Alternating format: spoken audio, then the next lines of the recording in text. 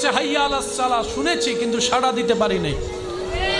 কতবার আল্লাহ পাক বলেছে বান্দা আমাকে ডাক, আমি তো ডাকিনি। বান্দা এটা কর, আমি তো করিনি। বান্দা এইভাবে চল, আমি তো চলিনি। এইরকম হাজারটা আদেশ অমান্য করার পরও যেই রব দয়া বন্ধ করে নেই, রিজিক বন্ধ করে নেই, রহমত বন্ধ করে নেই, তিনি আমাদের রহমান রহিম। সুবহানাল্লাহ। তো মুমিন বান্দারা আফসোস করে না, আপত্তি করে না, ওনারা অপেক্ষা করে রবের হুকুমের। ওই রবের হুকুম আসা পর্যন্ত অপেক্ষা করার মাঝখানে যে রাস্তা, এটার নামে সবর, এটার নামে ধৈর্য। বলেন না সুবহানাল্লাহ। ওনারা সবরের রাস্তা দিয়ে যায়, শুকরের মাধ্যমে নিয়ামত নিয়ে আসে। সেজন্য আল্লাহ তাআলার প্রিয় বান্দা যারা হয়েছেন, হবেন, সবাইকে কষ্টের ভিতরে যেতে হয়।